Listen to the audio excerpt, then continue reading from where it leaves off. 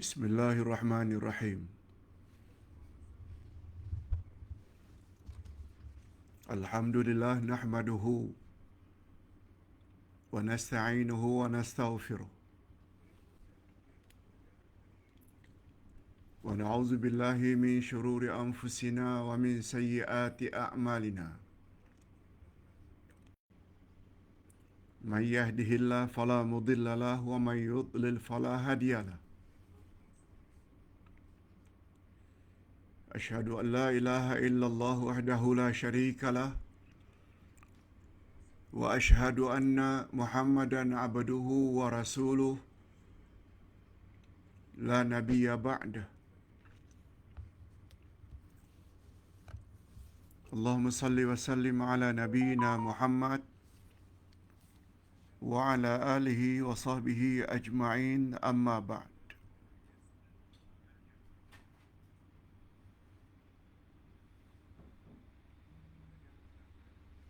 Hadirin dan hadirat serta para pemirsa yang saya hormati, Assalamualaikum warahmatullahi wabarakatuh. Alhamdulillah, kita bersyukur kehadirat Allah Azza wa Jalla. Berkat taufiknya kita sekali lagi dapat mengikuti majlis ilmu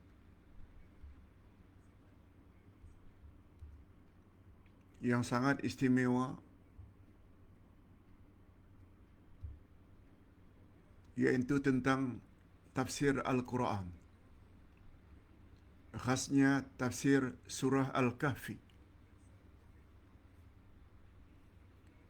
Nabi Muhammad sallallahu alaihi wasallam bersabda dalam hadis sahih riwayat Imam Bukhari, "Khairun nasi man ta'allama al-Quran wa 'allamah." Sebaik-baik manusia adalah orang yang belajar Al-Quran dan mengajarnya kepada orang lain. Bukan hanya belajar Al-Quran,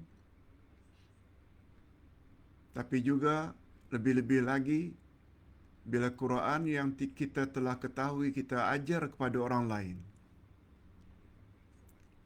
Apakah itu namanya ilmu tajwid, atau ilmu itu ilmu tafsir. Mudah-mudahan kita termasuk ke dalam golongan ini.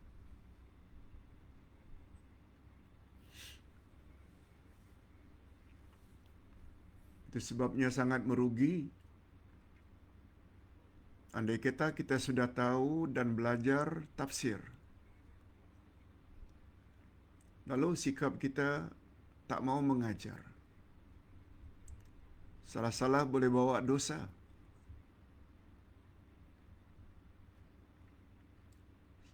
Sebab mengajak orang lain berbuat baik, mencegah orang lain berbuat mungkar, yang disebut dengan dakwah, itu wajib sesuai dengan kemampuan.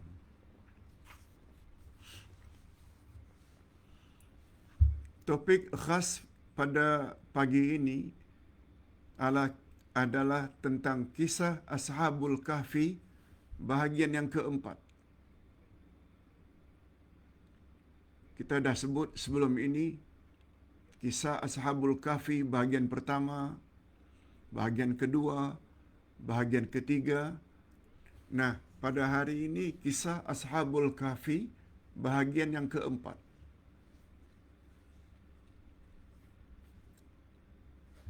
Kalau kita memiliki buku ini, Tafsir Al-Kahfi, lihat halaman 85 hingga halaman 100. Maknanya 15 halaman atau 15 muka surat yang akan kita bahas pada pagi ini. tentang kisah Ashabul Kahfi.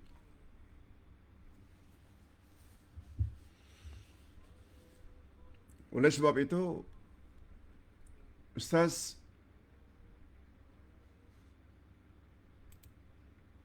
ingin jelaskan secara ringkas, sekitar barangkali 45 minit,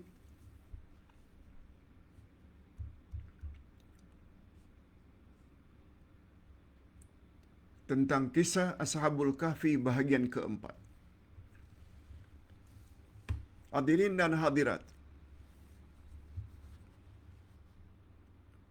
pada pelajaran yang lalu, kisah Ashabul Kahfi bahagian ketiga, Nabi Muhammad sallallahu alaihi wasallam dilarang oleh Allah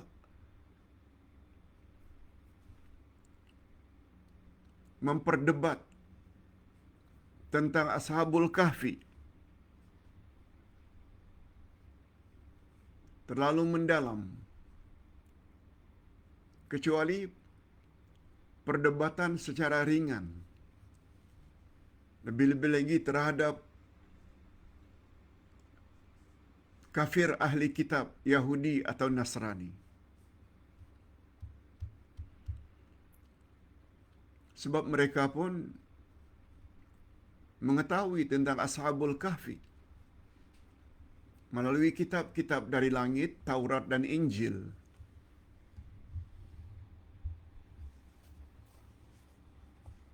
Pada pelajaran yang lalu, Allah melarang Nabi Muhammad memperdebatkan tentang Ashabul Kahfi secara detail. Kalau mereka bercakap tentang Ashabul Kahfi, dengar saja, hai Muhammad. Jangan terlalu mendalam.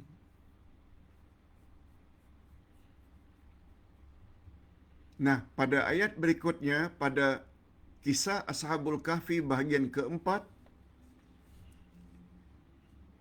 Nabi Muhammad sallallahu alaihi wasallam pula menerangkan, Allah Subhanahu wa taala menerangkan tentang sikap dan jawaban Nabi Muhammad sallallahu alaihi wasallam ketika baginda ditanya oleh musyrikin Makkah. Kafir musyrikin tanya kepada Nabi sallallahu alaihi wasallam,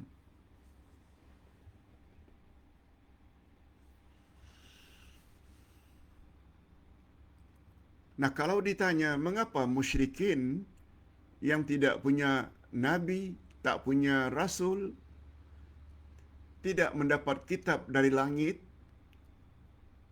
sebagaimana ahli kitab, ada Taurat, ada Injil, mengapa mereka bertanya, Pak Ustaz? Jawabannya begini.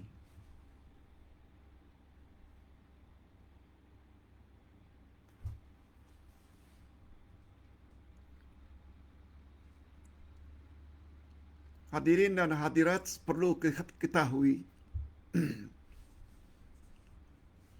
Nabi Muhammad sallallahu alaihi wasallam menyampaikan ajaran Islam di kota Mekah dulu. Nabi mengalami dua period, atau kata orang Indonesia dua periode. Periode Mekah dan periode Madinah.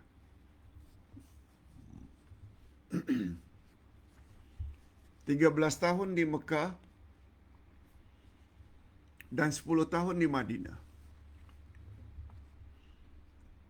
Zaman dakwah Nabi atau masa dakwah Nabi 23 tahun. 13 tambah 10.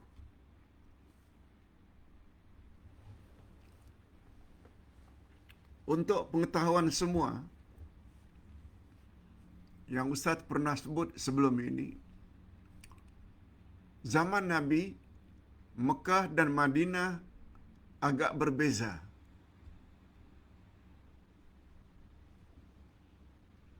Di Mekah hanya ada musyrikin Mekah, orang kafir musyrikin, penyembah berhala. Sedangkan di Madinah, selain penyembah berhala, juga ada Yahudi dan Nasrani.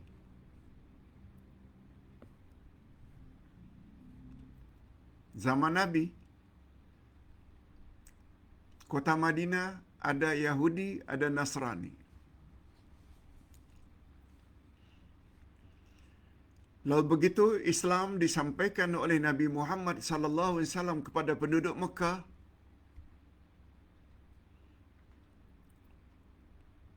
mereka serba salah. Mereka dalam dilema.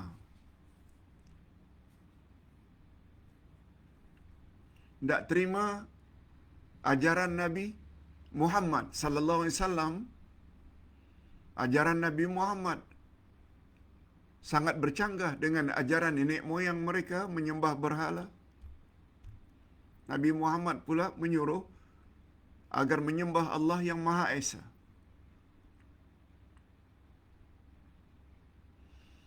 Tak menolak dakwah Nabi Muhammad sallallahu alaihi wasallam rasanya juga tidak wajar.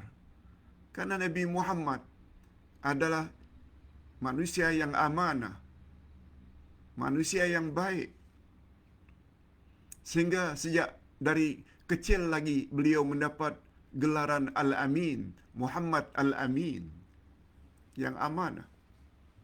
Ini yang Ustaz maksudkan, penduduk Mekah penyembah berhala dalam menerima ajaran Nabi Muhammad, mereka dilema. Serba salah. Tak terima ajaran Muhammad bercanggah dengan ajaran nenek moyang. Tak ingkari dan bantah Nabi Muhammad. Nabi Muhammad bukan seorang pembohong.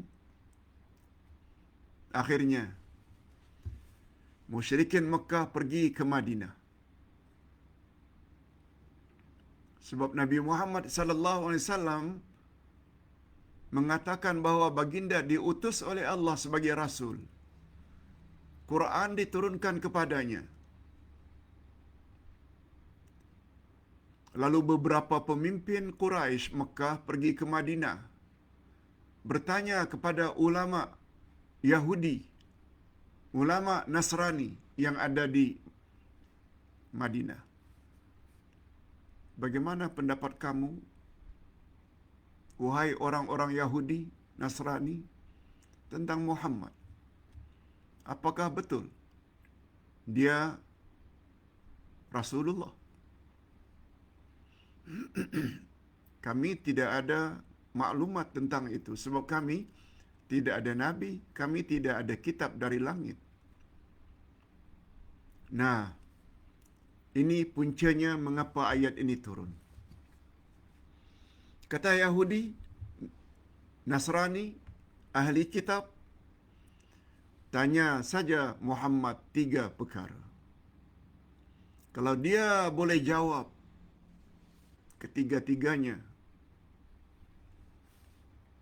dia adalah benar-benar Rasulullah. Tapi bila dia tidak boleh jawab 3 soalan ini, dia adalah pendusta, pembohong, penipu. 3 perkara itu yang disuruh oleh ahli kitab Madinah tanya kepada Nabi Muhammad. Pertama tentang Ashabul Kahfi. Tanya Muhammad tentang pemuda-pemuda yang tinggal di dalam gua, Ashabul Kahfi. Yang kedua, tanya Muhammad tentang Zulkarnain, seorang raja zaman dahulu kala yang adil, lagi bijaksana. Dan yang ketiga, tanya Muhammad tentang roh.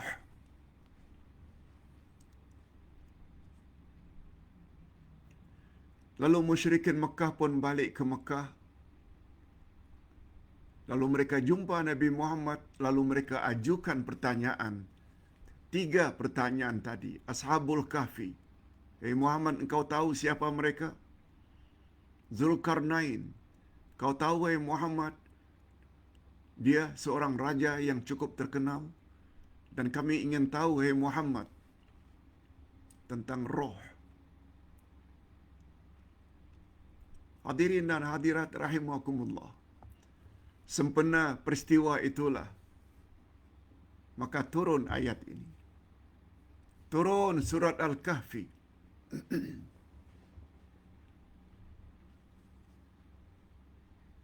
Hanya saja, hadirin dan hadirat, ketika Nabi Muhammad ditanya, ketiga-tiga pertanyaan tadi, Nabi Muhammad sallallahu alaihi wasallam hanya menjawab, semua pertanyaanmu itu akan kujawab esok. Semua pertanyaan kamu yang tiga itu akan aku jawab besok. Tanpa menyebut insya Allah. Atas sebab itu turun ayat ini. Kita baca ayatnya. Dua ayat 23 dan ayat 24. A'udzubillahi minasyaitonir rajim. ولا تقولن لشيء إني فاعل ذلك غدا إلا أن يشاء الله واذكر ربك إذا نسيت وقل عسى أن يهديني ربي لأقرب من هذا رشدا.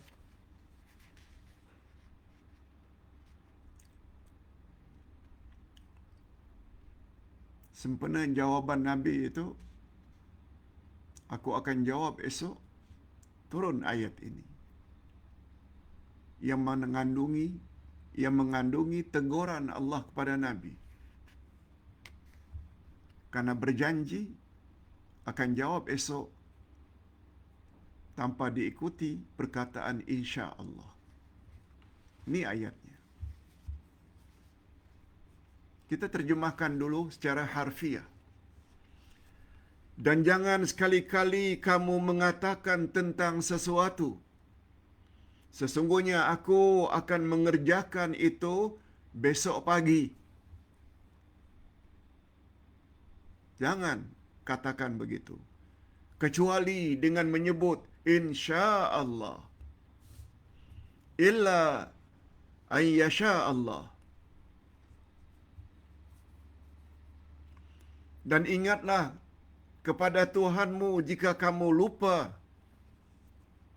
Dan katakanlah, mudah-mudahan Tuhanku akan memberiku petunjuk kepada yang lebih dekat kebenarannya daripada itu.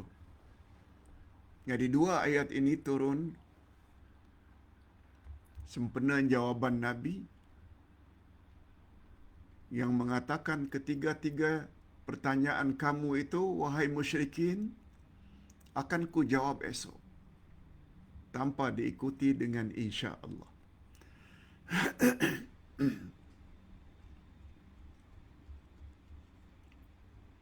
Demikian ashabun nuzul, sebab-sebab mengapa ayat itu turun. Nah sekarang kita ingin berpindah kepada terjemah maknawiyah atau tafsiran ayat.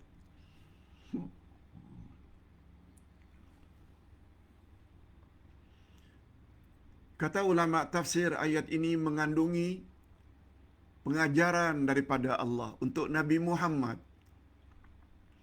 sallallahu alaihi wasallam dan untuk umat Nabi Muhammad kita.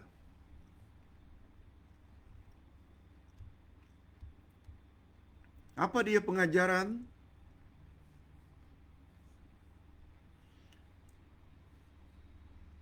Yaitu Allah ingin membimbing Nabi Muhammad sallallahu alaihi wasallam tentang adab, akhlak. Bila berjanji terhadap sesuatu, yang akan kita lakukan pada masa hadapan, jangan sekali-kali kita lupa menyebut insya-Allah. Hadirin dan hadirat, esok kita akan belajar Al-Asma'ul Husna, 2 sesi. Sebagai contoh, sesi pagi kuliah duha dan kuliah zuhur, kedua-dua tentang Al-Asma'ul Husna. Esok hari insya-Allah. Sebab esok itu menyangkut perkara future, al-mustaqbal, masa yang akan datang. Sebab kita tidak tahu apa yang akan berlaku esok. Mungkin penceramahnya dipanggil oleh Allah.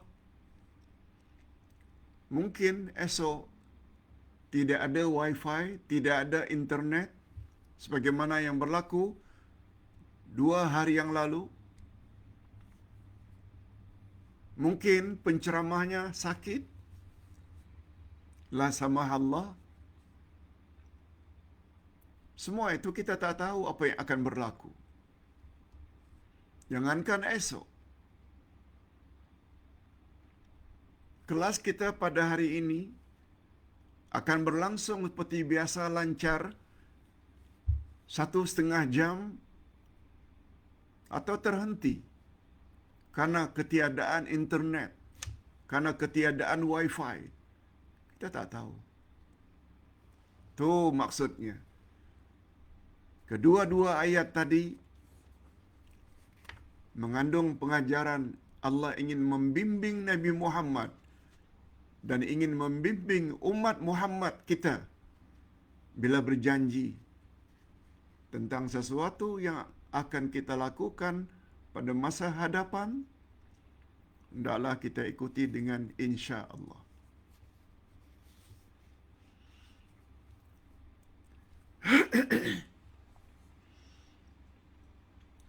Nabi Muhammad sallallahu alaihi wasallam pernah menyebut perkara ini bukan hanya pernah berlaku kepada diri Nabi Muhammad sallallahu alaihi wasallam. Malah sebelum Nabi Muhammad, ribuan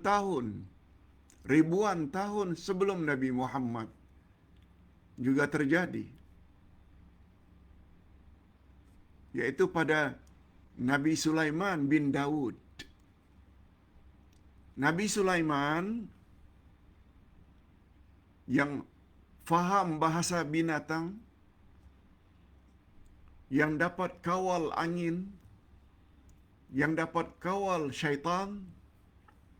Itu kelebihan Nabi Sulaiman. Nabi sallallahu alaihi wasallam menceritakan dalam hadis sahih riwayat Imam Bukhari dan Imam Muslim. Nabi Sulaiman, setengah riwayat mengatakan punya isteri 70 orang. Riwayat lain mengatakan 90. Riwayat lain mengatakan 100 orang. Isteri Nabi Sulaiman. Dan beliau pernah mengatakan pada suatu malam, aku akan adakan hubungan kelamin dengan semua isteriku malam ini, yang kelak kesemua mereka akan melahirkan anak-anak yang akan berjuang menegakkan agama Allah. Nabi Muhammad cerita dalam hadis sahih. Lalu Nabi Sulaiman ditegur oleh malaikat. Katakanlah insya-Allah wahai Sulaiman. Jangan katakan pasti akan lahir dari isteri yang aku gauli malam ini pejuang-pejuang untuk menegakkan agama Allah. Tapi sayangnya Nabi Sulaiman enggan menyebut insya-Allah. Akhirnya kata Nabi dalam hadisnya yang panjang,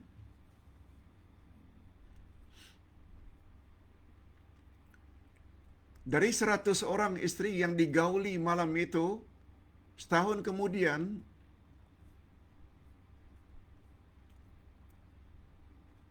yang lahir hanya 1 orang. Itu pun cacat anaknya.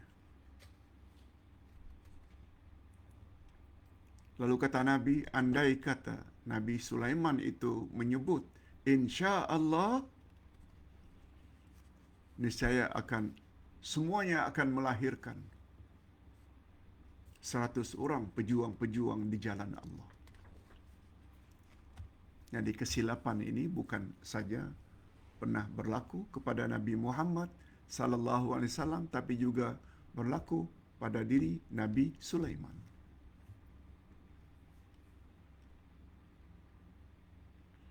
Kata Imam Al-Maraghi dalam tafsir Al-Maraghi, 2 ayat di atas mengandungi pengajaran daripada Allah untuk Rasulnya tentang adab, yaitu jika baginda akan melakukan sesuatu pada masa hadapan, hendaklah baginda menggandingkan dengan perkataan insya Allah.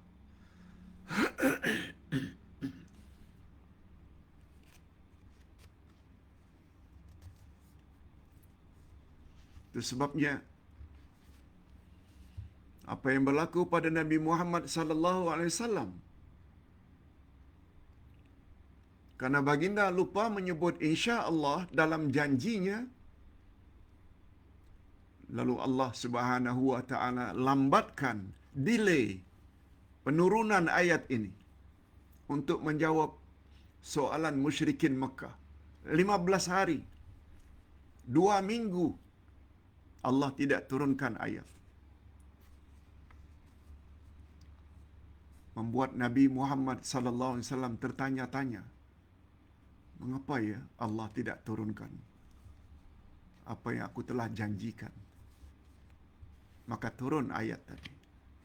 Jangan sekali-kali engkau katakan aku akan lakukan perkara itu esok hari, kecuali kamu gandingkan dengan insya Allah.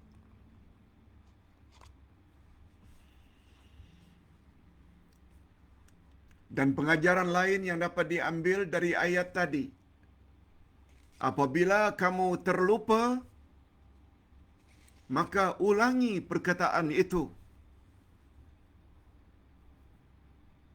Maksudnya, bila kita lupa menyebut insya Allah ketika berjanji dengan seseorang, lupa. Lalu kita teringat 3 hari kemudian,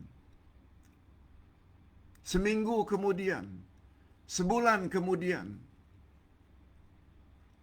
kamu hendaklah hubungi orang yang engkau janji dengan menambah perkataan insya Allah.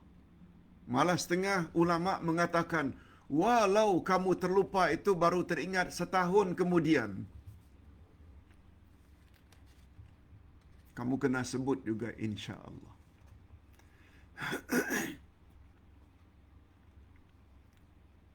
Okey, itu pengajaran ayat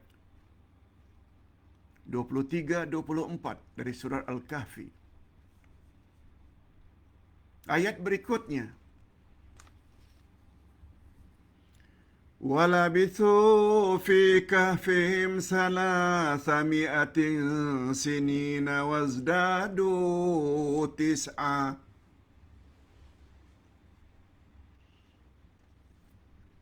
Ayat 25. Terjemah harfiah. Dan mereka tinggal dalam gua 300 tahun. Dan ditambah 9 tahun.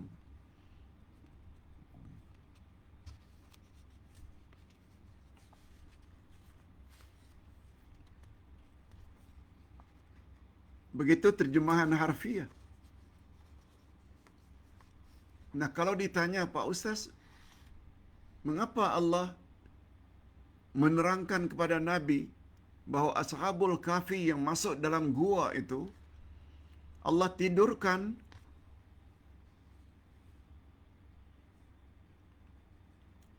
selama 300 tahun dan ditambah 9 tahun.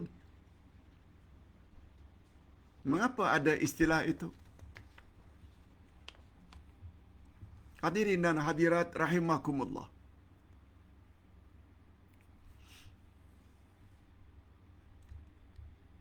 Sebagaimana kita sama-sama maklum,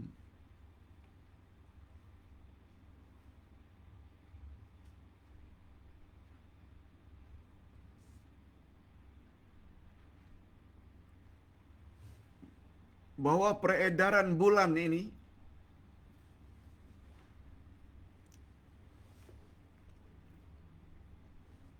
yang namanya satu bulan ini, ada bulan yang dihitung berdasarkan peredaran matahari. Ada bulan yang dihitung berdasarkan peredaran bulan.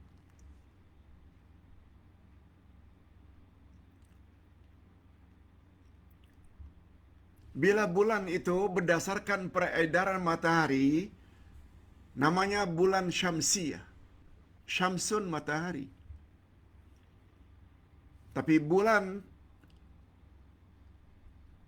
bila dihitung berdasarkan peredaran bulan namanya qamariyah. Qamar itu bulan.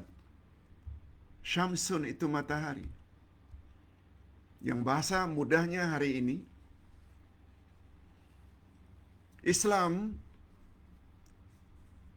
menetapkan bulan berdasarkan peredaran bulan.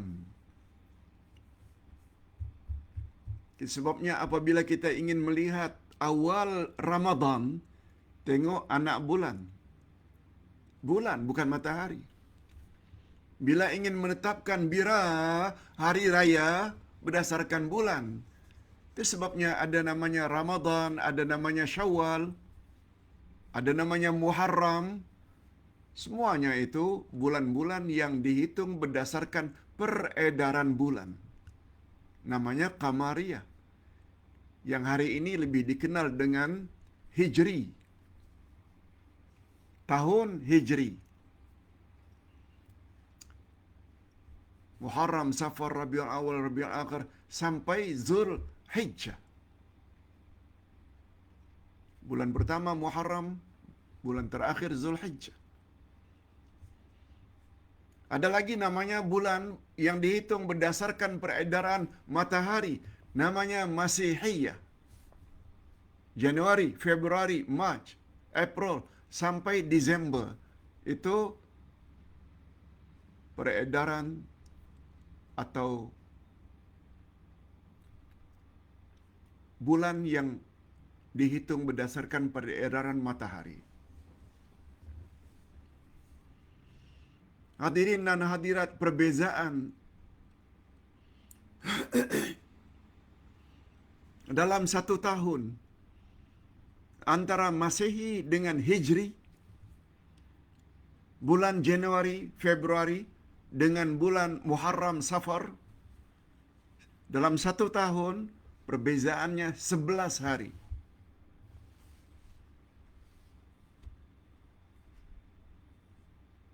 11 hari.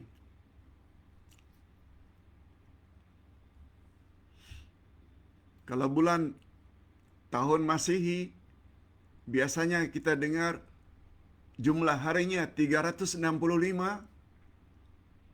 maka Hijri akan berkurang dalam jumlah hari itu, 11 hari. Dengan kata lain,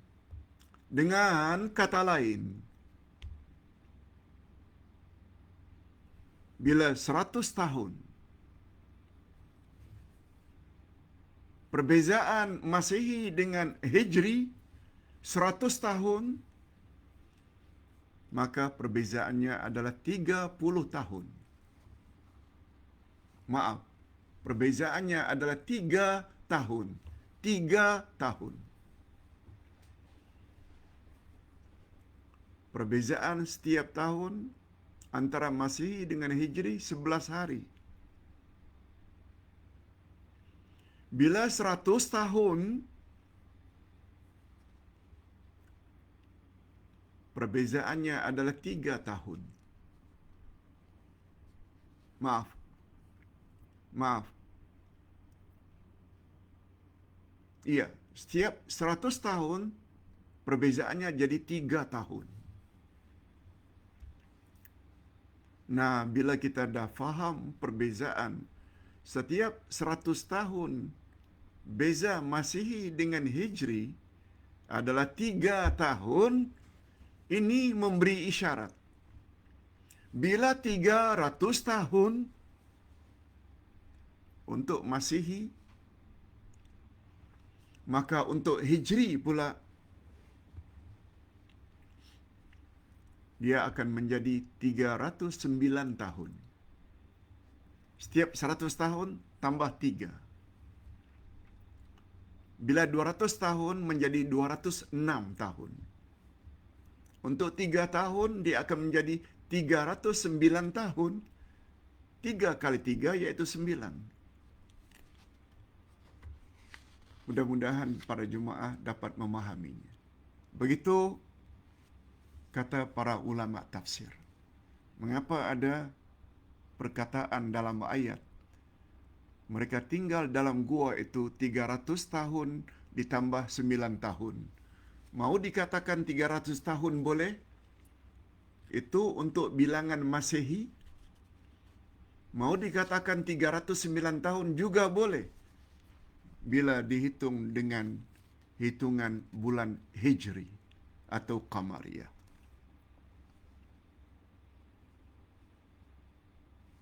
Hadirin dan hadirat rahimakumullah.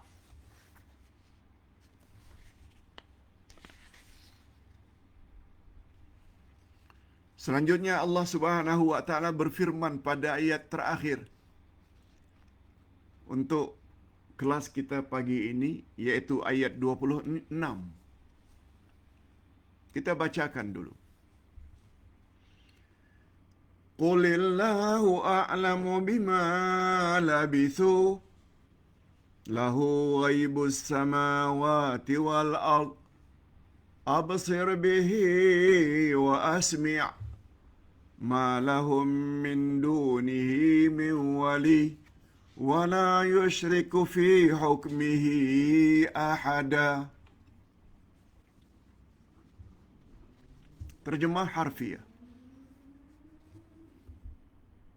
Katakanlah, hai Muhammad, Allah lebih mengetahui berapa lamanya mereka tinggal di dalam gua itu.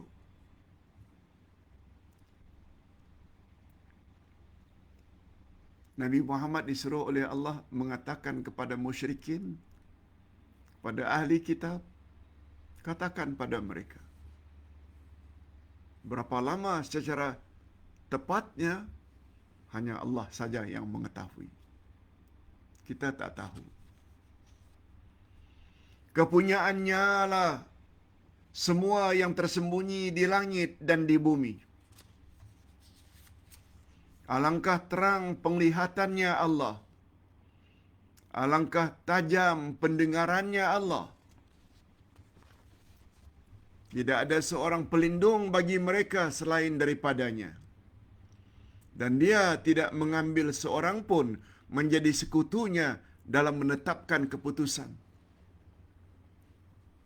Baru terjemah harfiah.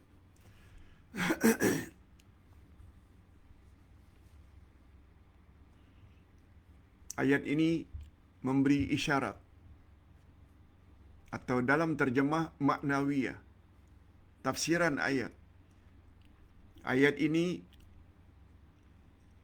dalam ayat ini Allah Subhanahu wa taala memerintahkan rasulnya Nabi Muhammad sallallahu alaihi wasallam agar mengatakan kepada mereka yang masih berselisih tentang berapa lama Ashabul Kahfi berada dalam gua,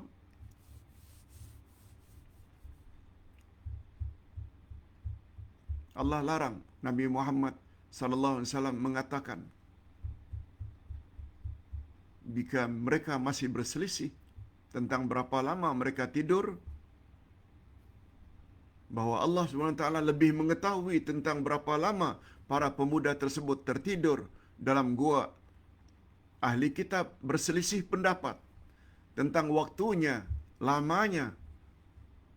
Malah ahli kitab berselisih pendapat tentang berapa orang bilangan Ashabul Kahfi. Ada yang mengatakan 5, ada yang mengatakan 3, ada yang mengatakan 7. Katakan, hai Muhammad, kepada mereka, ilmu yang paling tepat bila kita serahkan ilmu itu kepada Allah Azza wa Jalla. Sebab Allah Subhanahu wa taala mengetahui segala-galanya, yang dulu, yang sekarang, dan yang akan datang.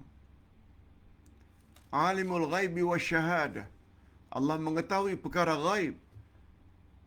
Allah mengetahui perkara yang nyata dan jelas.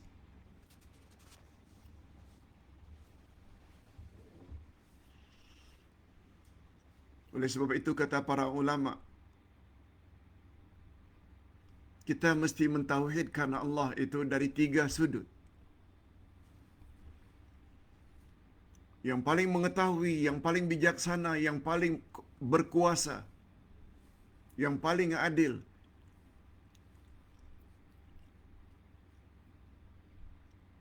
Yang Maha Pencipta, yang menghidupkan, yang mematikan, yang memanjangkan umur manusia, yang memendekkan umur manusia.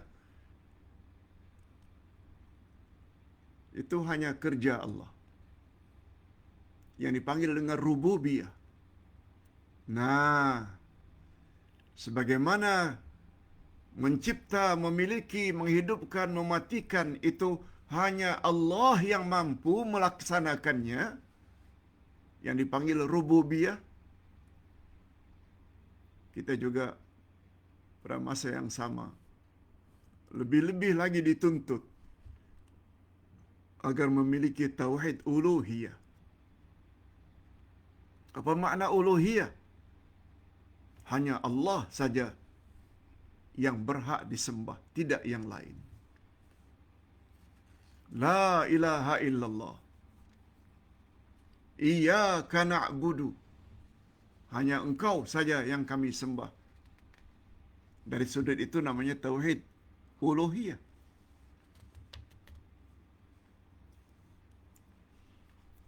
Sebab Allah Subhanahu wa taala sebut dalam ayat, absir bihi wa asmi'. Allah lah yang paling tajam penglihatannya. Allah lah yang paling tajam pendengarannya. Yang mengandung makna mubalaghah. Mubalaghah maknanya bersangat-sangatan. Allah bila memandang bukan hanya yang zahir, yang batin manusia pun Allah tahu, Allah pandang.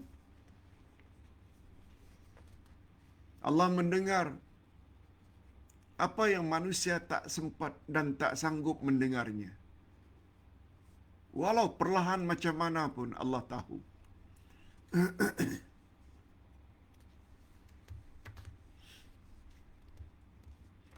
Itu sebabnya apabila kita salat, untuk salat-salat sir,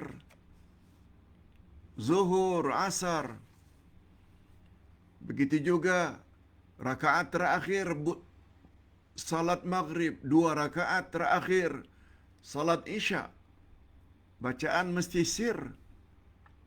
Baca mesti baca. Dan jangan baca dengan kuat, sebab itu dapat mengganggu jemaah bersebelahan, sehingga mereka akhirnya tidak khusyuk, terganggu.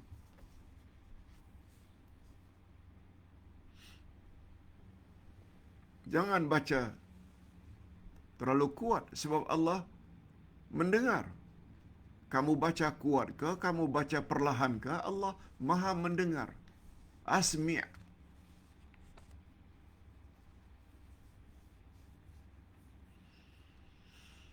Jadi hadirin dan hadirat rahimakumullah, Kesimpulan yang dapat kita ambil dari pengajaran pagi ini ada 5. Pertama sekali, apabila kita berjanji tentang sesuatu yang akan kita lakukan, jangan lupa ucap insya Allah.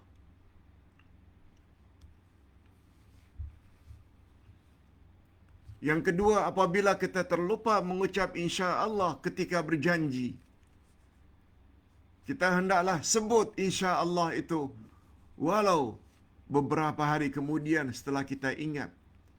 Seminggu, 2 minggu, sebulan, malah kata para sahabat, walau setahun kemudian. Ini barangkali tidak kita lakukan.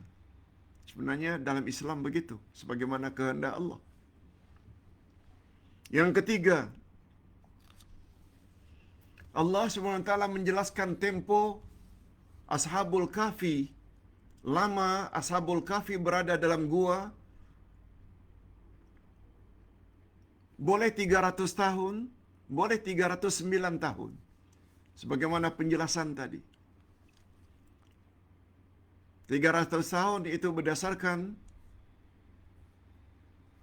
perhitungan Qamariyah, berdasarkan bilangan bulan. 309 tahun. Tapi bila bulan itu dihitung berdasarkan Syamsiyah, peredaran matahari, dia menjadi 300 tahun. Sebagaimana yang telah kita jelaskan tadi. Perbezaan setiap tahun antara Hijri dan Masihi 11 hari. Dan perbezaan antara Masihi dan Hijri dalam 100 tahun adalah 3 tahun. Sebabnya bila 300 tahun menjadi 309 tahun.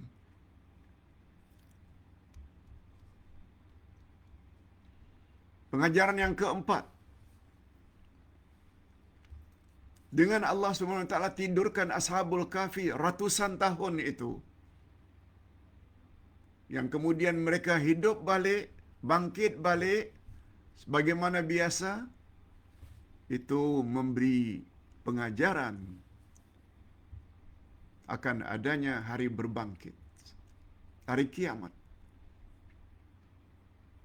Ini saja Allah mampu, apalagi Allah mampu menghidupkan balik manusia yang sudah mati.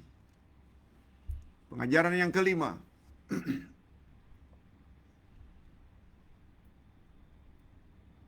Islam melarang kita pergi ke bomo. Islam melarang kita pergi ke dukun. Yang kadang-kadang bila kita tanya, mengapa kita jadi sakit begini? Lalu diberitahu, oh kamu telah dibuat, disihir oleh si fulan. Oh ini bermakna kamu akan datang, minggu akan datang akan mengalami ini. Itu semua menyangkut perkara yang akan datang. Hukumnya syirik. Yang dipanggil dengan syirik besar. Dari jenis syirkus sifat. Menyekutukan Allah dari bab sifat. Mengapa sifat? Karena yang mengetahui perkara future hanya Allah. Oleh sebab itu bila sifat tersebut yang sebenarnya hanya milik Allah, kita beri kepada bomo, kepada dukun, itu bermakna kita telah menyekutukan Allah dengan bomo dalam bab sifat. Mudah-mudahan apa yang kita sampaikan pagi ini lebih kurang 50 minit. Mudah-mudahan ada manfaatnya. Hadirin